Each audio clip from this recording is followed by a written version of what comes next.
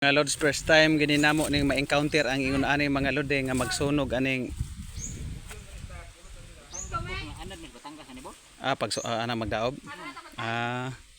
So ang desisyon magud nila mga lode kay tungod kay sugapot na kayo ang tapsunon nya laban na patay ang tubo nya galambod na, so ila na lang po kunong daoban ang tubo kay para makakuha po sila og kaning tubo nga kinamada kay di naman po magsilbi ni siya mga lods kay kuan man abot naman ni siya og mga 17 months. So karon ang gihimo nila nagahit sila dito sa kilid.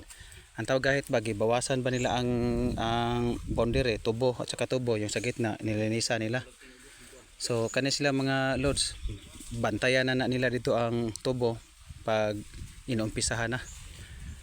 Ayan, susunugin nila yung yung tubo na ginatapas nila.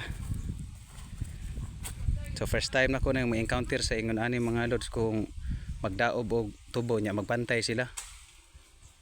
Medyo delikado magini kay ang kasikbit dito sa pikas mga lods. Dili pud na lahi pud ng tag-iya na dito. Nya lahi po ang tag-iya ni mo ni si dito nya desisyon man sa mga tapasiro nga na kuno daoban ang tubo kay parte man pagkabalagon nya dagag patay ang mga tubo dagag kinan-an sila ga nga kuan sunog. So dili mas sila kakarga ron kay tungod aning tubo nga nagudlay sila og pagtigom. So ang ilang himuon nila na lang daoban ang tubo para dako sila og matapas. So to na gasiningitay na sila dito mga lods to muraga pana gadoslit na guro to. So hinaot unta ta nga walay mga kasikbit ani nga maapil to mga lods. To gaso na to gisunog na mga lods. Nakita nyo mga lods to. So kusog kayo ang kuan mga lods, kusog kayo ang kayo kay ang hangin manggod pa dire. So abay pa unta nga ang dire mga lode dili pud mo kamang dire ba. Di ba mga lods? So ilahan na lang sunog ang tubo. So mga lods aso-aso na.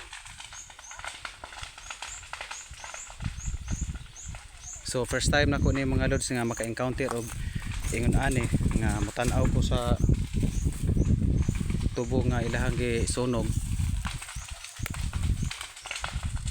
Ana mga lods, batian niyo mga lode ga piti-piti na.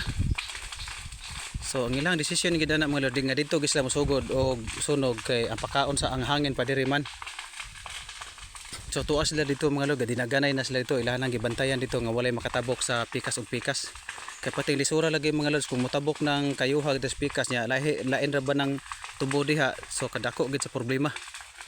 So ampo lang gintawon sa Ginoo nga maging successful ni ang ilahang giobra kayo kusog kayo ang kaon sa kayo. Kita nyo mga lods na. So grabe na ang agi po.